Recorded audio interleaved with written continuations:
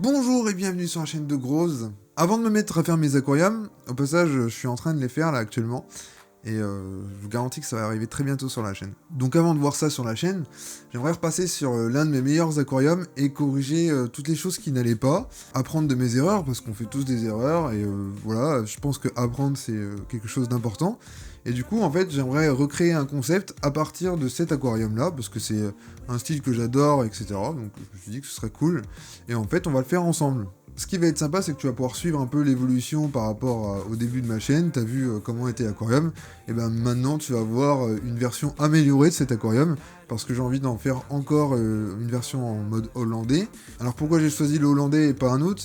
Bah, c'était l'aquarium préféré que j'ai fait l'année dernière, donc j'ai trouvé ça très intéressant comme aquarium. J'ai passé énormément de temps dessus, mais j'ai passé aussi, j'ai eu beaucoup de plaisir. Et du coup, en fait, j'avais envie de recréer ça, donc je me suis dit qu'il était temps que je refasse un hollandais, mais en version mieux, évoluée, et ça me permettrait de continuer à aimer ce que je fais, quoi. Donc on commence tout de suite dans le vif du sujet, donc on va commencer par la population, parce que la population dans cet aquarium, eh ben, ça n'allait pas.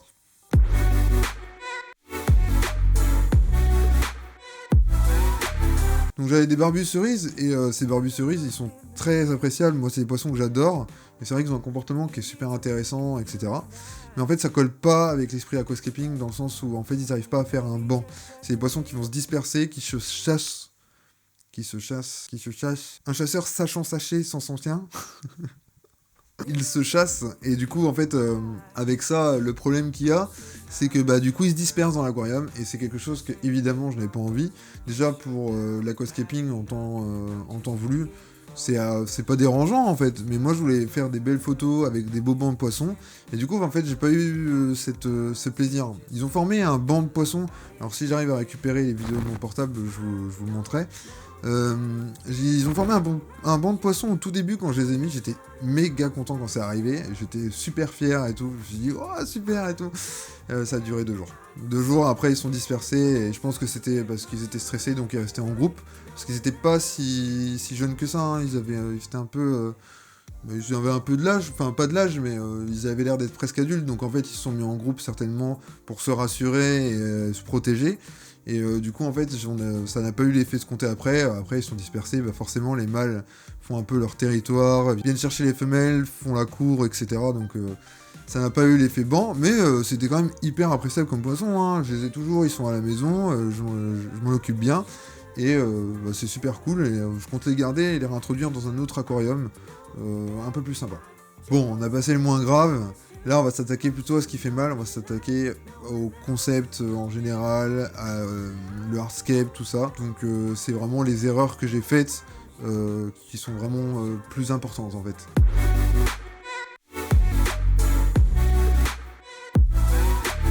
Mais où sont les racines en fait? Alors ouais, tu les vois évidemment, il y a les deux centrales.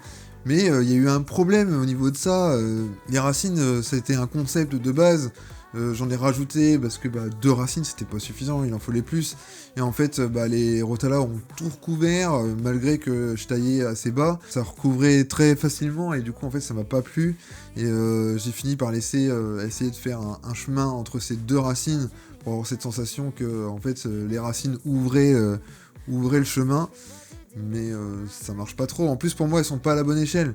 Donc ça, c'est un autre souci, c'est qu'en fait, elles sont soit pas assez grosses, soit trop grosses.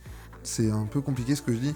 Mais en gros, en fait, elles sont pile la taille qu'il faudrait pas qu'elles aient pour moi. Et je sais pas, elles rentrent pas bien dans le scape. Et du coup, ça me pose problème. En plus, elles font pas naturelles parce qu'elles sont là comme 2 ronds de flanc en plein milieu de l'aquarium. Voilà, genre, moi je suis moins fan. Pour rendre le truc plus naturel, il aurait fallu que je fasse ressortir peut-être plus de racines au devant. En fait, au niveau du devant de l'aquarium, ça aurait rendu peut-être plus naturel, avec plusieurs styles de racines, ou de taille surtout de racines. Et j'aurais eu quelque chose de peut-être intéressant, ça n'a pas été le cas. Ça a été une de mes erreurs.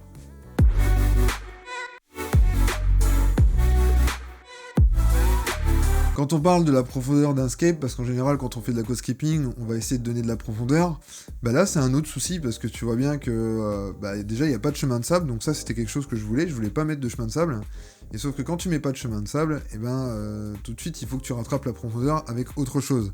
Et malheureusement, ça marche pas trop bien sur mon aquarium. Encore un de ces soucis là. Mais en fait, si tu veux, l'aquarium, les plantes sont pas forcément idéalement placées, ce qui fait qu'on n'a pas déjà l'effet de profondeur. De base, je voulais faire un chemin avec l'île Aleopsis brasiliensis. Je voulais faire un chemin qui guidait l'œil, en fait, mais un chemin d'herbe, quoi, en fait. Et ça n'a pas fonctionné, parce que tout de suite, au fond, déjà, tout s'est retrouvé recouvert très rapidement. Et ce qui fait que déjà, on fermait le point de fuite de l'œil, et on avait cet effet sombre et tout. Donc en fait, j'ai changé d'avis au cours du scape. C'est des choses qui arrivent pendant un scape, c'est que parfois on change d'avis parce qu'on avait imaginé quelque chose, et cette chose ne s'est pas vraiment produite. Comme ça ne m'arrangeait pas, j'ai fini par creuser et faire plutôt quelque chose de foncé pour donner du contraste, plutôt que de faire quelque chose de très clair pour avoir un point de fuite. C'était un de mes choix, mais comme j'avais perdu la profondeur et que mes plantes étaient pas bien placées, j'ai décidé de changer un peu le concept pour rattraper et faire quelque chose de plus esthétique en fait, que ce qui était prévu à la base. Alors ça n'aurait pas été c'était pas moins esthétique à la base, mais comme j'ai pas pu le faire, il a fallu que je trouve une autre solution, donc je me suis accommodé d'une autre solution en fait. Quand on regarde la vidéo du 3e mois, 4e mois, je sais plus, on voit bien que la taille est déjà beaucoup plus sympa. J'avais commencé à tailler un peu en effet rond, finalement là j'ai fait un effet plat et c'était très sympa, chose que j'ai pas répété aux 9 mois. Hein.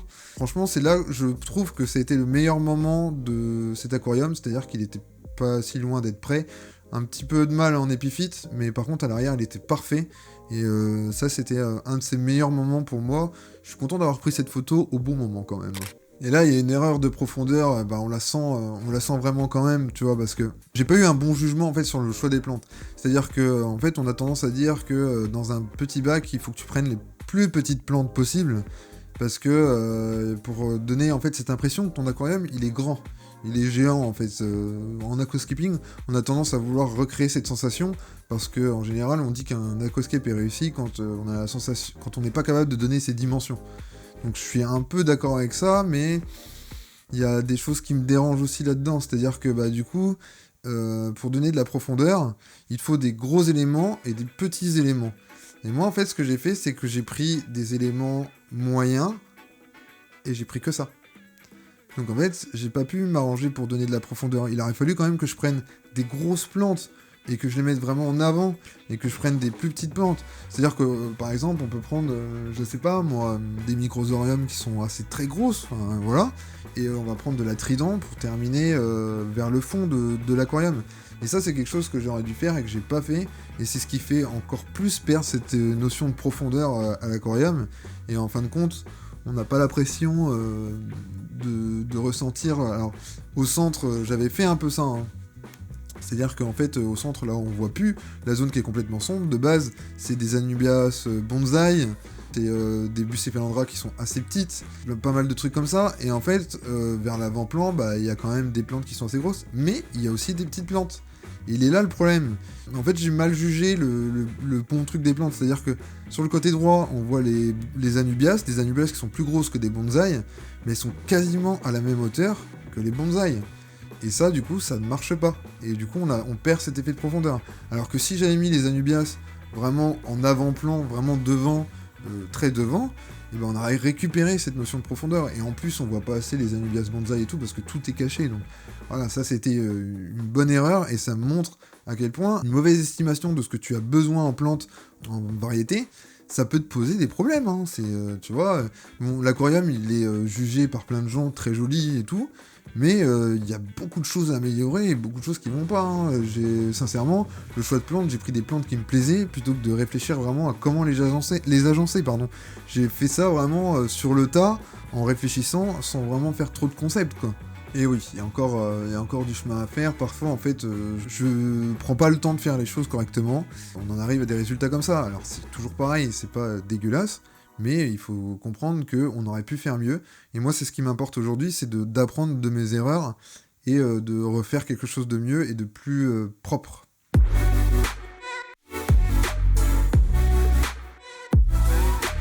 Il y a pas mal de plantes qui sont cachées par d'autres plantes, donc j'ai mis je sais pas combien d'espèces de plantes, je vous l'affiche à côté, j'ai pas compté, mais il y en a un tas, et ce tas, en fait, on est incapable de les détecter, c'est-à-dire que si vous prenez la photo et que vous zoomez dedans et vous regardez, vous n'allez pas trouver toutes les espèces de plantes, parce qu'il y en a qui sont complètement cachées. Il y a je sais pas combien de Bucephalandra, il y a de la Pink Lady, il y en a d'autres, de la Blue Velvet, des choses comme ça, il y en a des énormes, il y a la Arrogant Blue qui est énorme et tout, on la voit même pas quasiment. C'est vraiment dommage, et c'est ce qui porte préjudice à cet aquascaping, c'est-à-dire que j'ai mis beaucoup de plantes, et en fait, on voit rien. Alors, c'est vrai que ça participe énormément au côté sauvage, mais d'un autre côté, en fait, j'aurais pu mettre n'importe quoi, ça n'aurait rien changé. Les plantes sont pas mises en valeur correctement. Donc ça, c'est un autre défaut. En fait, les Rotala et les Hygrophila pinnatifida sont énormément en valeur, parce que déjà, elles sont rouges, et elles sont très dominantes. Mais dans le côté épiphyte à l'avant, c'est un peu le bordel.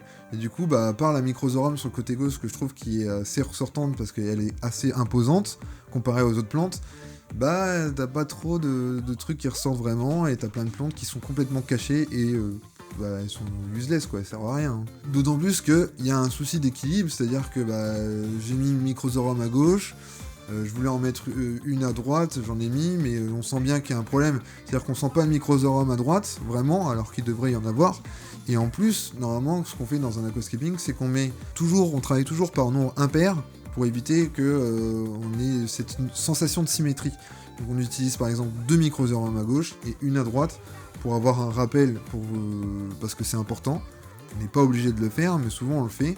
Comme ça, en fait, ça montre que les plantes, en fait, elles poussent un peu partout, et c'est normal, dans la nature, elles poussent pas que à gauche de ta forêt, et pas à droite, dans l'autre partie de ta forêt.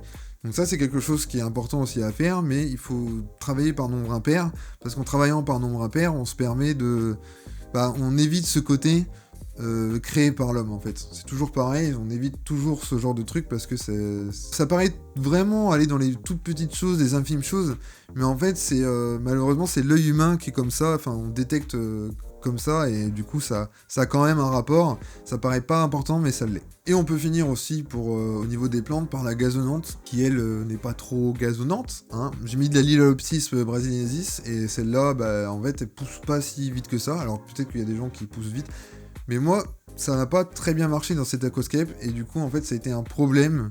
Là, c'est pas dense. J'aurais aimé avoir quelque chose de plus dense, ça n'a pas été le cas. Donc ça, c'est un problème que je vais corriger dans la prochaine version, puisque de toute façon, ce sera pas du style herbe, mais je pense que ce sera de la HCC ou de la Monte Carlo.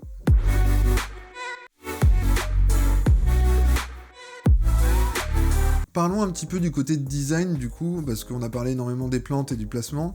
Là, je voudrais revenir à peu près sur l'ensemble du hardscape, et l'ensemble de l'aquarium en lui-même. Donc, en fait, quand on regarde, j'ai réussi à la toute fin à créer ces zones d'ombre assez importantes, mais pas encore assez. En fait, on cherche toujours du dynamisme dans un aquarium, parce que le dynamisme, ça permet de pas s'ennuyer, tout simplement. On s'ennuie pas quand on regarde quelque chose. Si vous en avez déjà parlé, mais si on regarde juste une feuille blanche et une feuille avec des taches noires, et du coup du blanc en arrière-plan, c'est plus intéressant à l'œil. Là, c'est pareil, on essaie de reproduire ces ombres et ces lumières. Je l'ai fait, mais je l'ai pas fait assez. Il faudrait plus d'ombres. Des détails dans les ombres. En fait, les ombres, c'est pas vraiment des ombres intéressantes. Il y a des endroits où c'est presque noir, et ça, c'est pas intéressant non plus. Il faut quand même garder un niveau de détail dans les ombres, c'est important. Donc ça, c'était quelque chose que je devrais retravailler dans le prochain scape. Une chose, par exemple, qu'on aurait pu faire, c'est simplement donner de l'ombre à la partie où il y a les Rotala. En fait, entre ce qui est juste avant les Rotala et les Rotala, le fait de créer une ombre ici, ça aurait détaché les Rotala et leur donné encore plus de profondeur à ton aquascaping. Donc tu vois, en donnant du dynamisme, tu peux aussi donner de la profondeur, parce qu'il faut pas simplement avoir des petites plantes, des grandes plantes et tout, mais simplement mettre une ombre, ça donne la sensation que en fait l'objet il se retrouve loin de son objet qui est juste devant lui, parce que il a de l'ombre, et quand le soleil il frappe sur quelque chose, si t'as de l'ombre, ça détache entre lumière et ombre. En fait, si tu veux, ton objet il se retrouve détaché, et t'as vraiment l'impression qu'en fait t'as plusieurs couches dans ton aquarium. Et si tu suis mes vidéos, tu sais qu'avoir plusieurs couches, c'est important, parce que ça donne de la profondeur. Donc tout ça est lié en fait, tu vois. Donc en utilisant les ombres et les lumières, tu donnes de la profondeur, et tu donnes cette sensation de couche, du coup. parfois on peut passer vraiment à rien de quelque chose de complètement incroyable, et malheureusement, comme on n'a pas fait les choses correctement, et ben, on perd justement ce côté incroyable pour quelque chose de plus normal. Donc tu vois, c'est tous ces petits défauts-là, si je les avais réglés, on aurait pu avoir quelque chose d'encore mieux. Donc il y a toujours moyen de faire encore mieux, toujours. Tu vois, par exemple, la Rotala, c'est une plante qui est assez touffue à l'arrière, il n'y a juste aucun rappel à l'avant. C'est dommage. Ça, c'est une plante qui mériterait qu'on lui fasse un rappel pour qu'elle s'intègre mieux à ton aquascaping. C'est mixer comme ça les plantes et tout, ça permettrait vraiment de faire des rappels et de montrer qu'on peut... que ça fait plus naturel en fait. Dans la nature, t'as pas un champ avec des plantes et puis pof, une barrière et puis t'as un autre champ avec d'autres fleurs. Enfin si. Si, mais c'est l'humain qui fait ça. Mais si c'était dans la nature, en fait, ça se mélangerait. En fait, il n'y aurait pas une ligne qui séparait les deux. Tu aurais les plantes qui se mélangeraient à l'endroit où elles sont encore ensemble. Elles s'intégreraient après. Et là, c'est exactement pareil. J'ai mis les Rotala et pof, c'est une limite. Il n'y a rien d'autre. J'aurais dû les intégrer, en fait. Les ramener un peu plus à l'avant de l'aquascaping et tout. Alors, oui, je l'ai fait sur les côtés, mais je l'ai fait avec d'autres variétés de Rotala. Et il est là le problème. Tu passes du rouge au vert, t'as quand même une coupure, elles sont pas mélangées. Le vert sur les côtés aurait dû être intégré un peu au rouge, et le rouge intégré un peu au vert. Et on aurait une meilleure transition, et on aurait quelque chose de plus naturel dans son ensemble. Vous voyez, il y a vraiment plein de choses qu'on peut régler dans un aquascaping comme ça. Hein.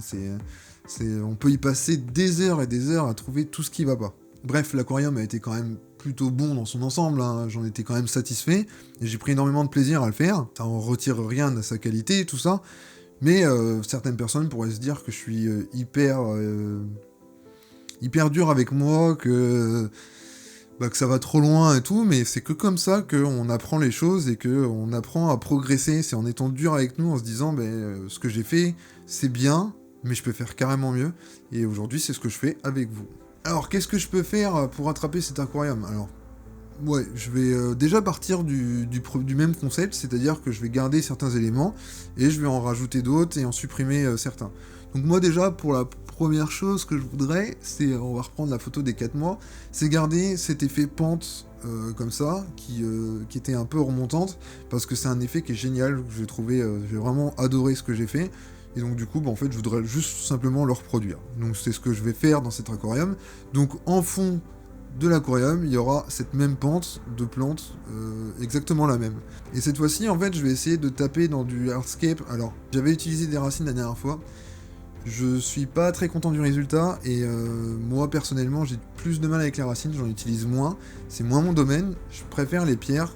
Pour cette fois-ci, je vais utiliser les pierres. Je vais aller dans ma zone de confort, mais bon. J'ai envie de le faire avec des pierres parce que je trouve que ça irait mieux, donc c'est une idée et puis on verra ce que ça donnera. Mais je pense que ça va bien rendre et on verra ça ensemble.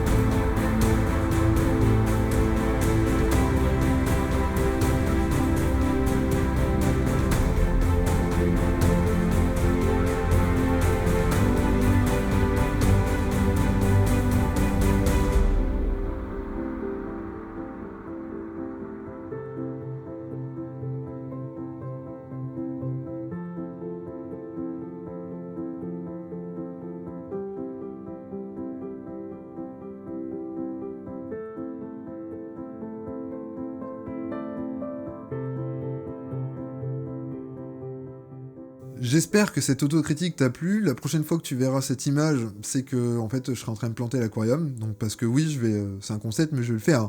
C'est un peu le but de la chaîne. Et du coup, on va voir tout ça ensemble. Normalement, ça devrait être d'ici un ou 2 mois maximum. Donc voilà, ça va être super cool. Je suis hyper pressé de pouvoir m'y mettre à faire cet aquarium. N'oublie pas de t'abonner à la chaîne si tu veux pas louper la construction de cet aquarium que j'ai prévu du coup, hein, parce que ça sortira dans quelques mois, donc si tu veux pas louper ça, abonne-toi. Et si t'as aimé cet aquarium, n'hésite pas à taper un coup de nageoire sur le pouce bleu, moi ça me fera super plaisir, et puis ça m'aidera pour le référencement. Allez, je te dis à vendredi prochain, 18h.